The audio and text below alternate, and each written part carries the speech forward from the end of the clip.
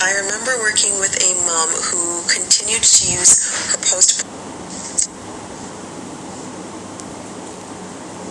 No, 1 week post-cesarean is not too soon to get your compression on, and here's why.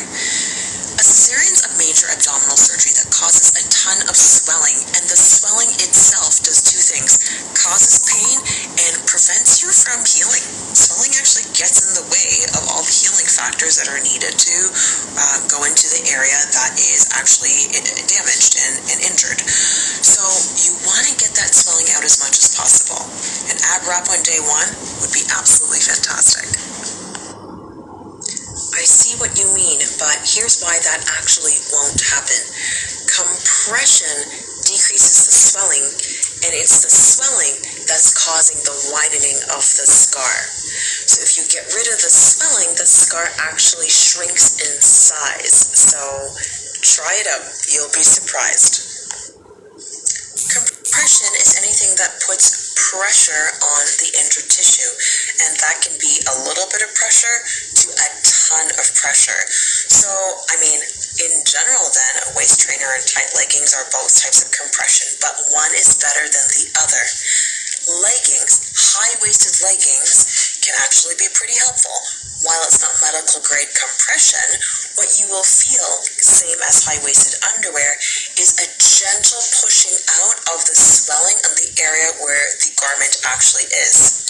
Contrast that with a waist trainer, which by design is to be super, super tight and used for exercise during heavy lifting to really shrink wrap what your transverse abdominis can't do on its own, right? It's to allow you to lift more than you're capable of doing.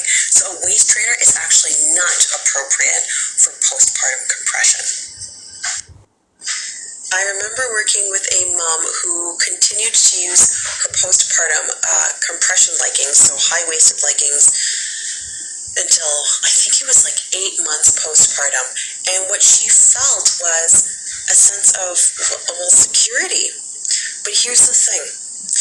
You want to start training your own muscles to provide that security, or that strength, or that support, so that you're not using external compression or support as a Band-Aid. This is super important. So in my world, when I work with my cesarean birth moms, of course it's a general guideline, but in general, all moms will be weaned off of their compression entirely by the 12-week mark. And it's because concurrent to compression, they're training their ABCs, their core, and getting stronger again.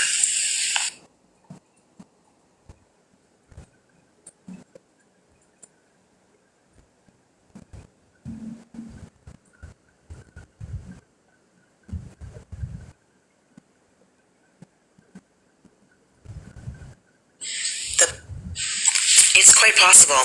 As a matter of fact, your C-section shelf can be changed or improved or affected even years after surgery. But here's the thing. You need to find out the cause of your C-section shelf. I can think of 9 right off the top of my head. Once you figure out the cause of your C-section shelf appearance, then you can choose the associated intervention. I don't like to use the word solution, but the intervention that may be helpful to help with the appearance of your shelf. So to find out the cause of your shelf, please download this free resource down below. It's going to give you a couple of ideas and also let you know the things that you may want to do to help with your shelf, no matter at what point of healing you're at. The biggest thing for this is to manage your pain and your swelling. And then you can really start with things like strengthening. So the top 5 things that I would do in the first 6 weeks is in this free resource down below. So just click on this and download it. Take a look at it, because these 5 things, if you just focused on these 5 things, will make a huge, huge, huge difference in your recovery in terms of how fast and how well you can heal. So please take a look and share it with all the moms that you know. Absolutely, professional abdominal massages on your scar is helpful. That's what I do for a living.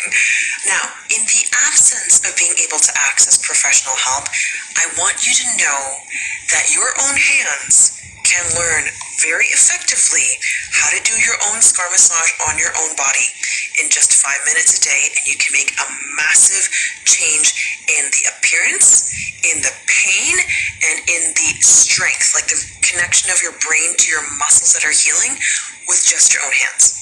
So scar massage does not have to be professional, especially if you can't access it, okay? So please understand, doing your own scar massage, also, it's not difficult to do, but you do want to follow a program. Don't start picking random massages. There is a process to it. You want to follow a program. This is when you don't want to start your scar massage, even if you're past the 6-week mark. So if you're not sure if your scar is infected, please follow up with your doctor right away. Chances are you're right. You always know best. If you listen to your body, you know something's not right, advocate for yourself. Also, take a look with your own eyes and see if the whole entire incision is closed. It should look basically the same right across. And if you're like, it looks like it's opening, or like a stitch is kind of loose, follow up with your doctor right away. Don't guess. This is not a time to be like, oh, maybe it's okay. Just get it checked out, okay? I always say, when in doubt, check it out.